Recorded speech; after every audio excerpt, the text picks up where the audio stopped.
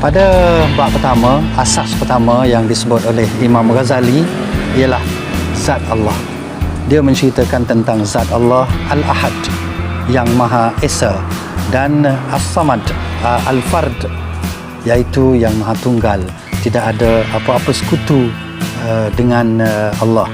Sebagaimana yang disebut dalam surah Al-Ikhlas, Qul huwallahu ahad, Allahus samad, lam yalid walam yulad walam yakul lahu kufuwan ahad.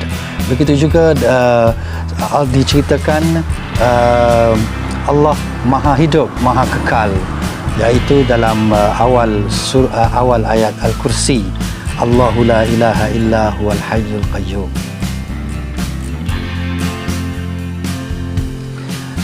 Asas kedua yang disebutkan oleh Imam Ghazali ialah Allah Maha At-Taqdis, Allah Maha Suci. Allah tidak menyerupai dengan segala makhluk. Walaupun dari segi sifatnya, dari segi zatnya, Allah tidak memerlukan tempat untuk dia tinggal. Allah tidak berjisim, Allah tidak berjirim, dan yang pastinya Allah tidak menyerupai dengan apa-apa makhluk ciptaannya. Pada fasa ketiga, pada bab ketiga, Imam Ghazali menceritakan tentang asas ketiga dalam akidah, ialah Allah Maha Berkuasa, kudrat Allah. Di sini dalam bab ini, dalam asas ini, Imam Ghazali kaitkan dengan sifat Allah, iaitu Al-Qadir yang Maha Berkuasa, Al-Jabbar yang Maha Perkasa, dan Al-Qahhar yang Maha Penakluk. Dan inilah sifat Allah, inilah asas kepada akidah kita tentang Allah. Allah Maha Berkuasa, Allah Maha menakluki. Maknanya segala makhluk ini di bawah takluk Allah. Yang ketiga, yang keempat, asas yang keempat, Allah Maha Mengetahui. Pengetahuan Allah tidak ada penghalang. Tidak ada sesuatu pun yang menghalang daripada pengetahuan Allah. Dan tidak ada yang terlindung daripada pengetahuannya. Semua makhluk yang diciptakannya, semuanya di dalam lingkungan pengetahuan Allah. Asas yang kelima, Allah Maha Berkehendak, iradat. Dan Imam Ghazali menceritakan panjang lebar dalam asas ini, iaitu al-iradah ini dikaitkan dengan qada dan qadar. Keimanan kita yakin percaya dengan qada qadar Allah. Dan qada qadar Allah ini bila diceritakan oleh Imam Ghazali, pasti Imam Ghazali menceritakan mazhab-mazhab tentang kepercayaan ini. Ada qadariyahnya, ada jabariyahnya, ada mu'tazilahnya, dan berbagai lagi.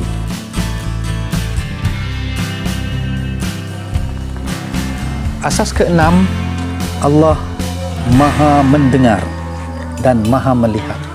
Pendengaran Allah sudah pastinya tidak memerlukan alat, tidak memerlukan anggota sebagaimana makhluknya. Kita melihat dengan mata, kita mendengar dengan telinga, tetapi Allah pastinya tidak menyerupai dengan sifat-sifat manusia. Pendengaran Allah tidak ada halak, tidak ada penghalang. Penglihatan Allah tidak ada yang tertirai ataupun tertutup. Kerana disebut dalam asas ini, ayat laisa kamitslihi syai'un. Allah tidak menyerupai semua makhluknya, tidak ada sesuatu yang menyerupai Allah. Wa huwas samiul basir, dan dia Maha mendengar lagi Maha melihat. Asas yang ketujuh, Imam Ghazali menceritakan tentang Allah Maha Berfirman. Allah Maha Berfirman maksudnya kalam Allah. Kalau dalam sifat 20, satu sifat namanya kalam, iaitu berkata-kata. Firman Allah ini dijelmakan dalam kitab-kitabnya, kitab Zabur, Taurat, Injil, dan yang terakhir ialah Al-Quran. Dan kalam Allah ini tidak menyerupai kalam makhluk, tetapi ia jelmakan untuk makhluknya yang berupa perintah, larangan, ugutan, ancaman dan juga janji-janjinya melalui kitab-kitabnya, melalui huruf-huruf yang dipertuturkan oleh manusia. Dan asas yang ke-8, Allah, af'al Allah dan perlakuan makhluk. Af'al Allah dan perlakuan makhluk tentunya tidak sama. Af'alullah ialah merupakan ketetapan Allah. Ketetapan yang dibaca dalam kita baca dalam surah Yasin tu, kun fayakun. Bila kun fayakun, jadilah maka ianya terjadi. Tetapi manusia ada juga perlakuannya, tetapi perlakuan manusia tentu sekali ada halangan, ada had, ada batas. Dan panjang lebar cerita mengenai af'al Allah dan af'al makhluknya ini. Asas yang ke-9 ialah tentang hari akhirat. Asas akidah kita ialah hari akhirat, bahawa kehidupan manusia ini bermula daripada tiada, kemudian ada, kemudian mati, kemudian bangkit semula di alam akhirat nanti, dan berlakunya hari kiamat, iaitu hari pembalasan, hisab, dan hari perhitungan, hisab, dan hari pembalasan, al-jaza. Jadi kita ni melalui beberapa fasa kehidupan. Pertamanya tidak ada, kemudian hidup, lepas tu mati, lepas tu bangkit semula, dan amalan kita dihitung, hisab, kemudian jaza, pembalasan. Asas yang ke-10 ialah an-nubuwah. Asas an-nubuwah iaitu kenabian.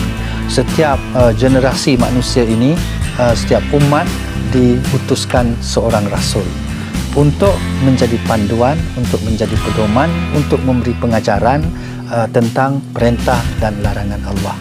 Maka mau tidak mau, suka tidak suka, manusia mesti beriman dan yakin dan percaya bahawa di zamannya ada seorang rasul. Rasul yang terakhir, yang zaman kita ini daripada 1400 tahun dahulu sehinggalah ke kiamat, ialah Nabi Muhammad sallallahu alaihi wasallam. Itulah 10 asas akidah yang perlu kita fahami, yang perlu kita dalami, dan semuanya diceritakan dalam buku yang ringkas ini, iaitu 10 asas akidah, petikan daripada 40 asas agama karangan Imam Ghazali.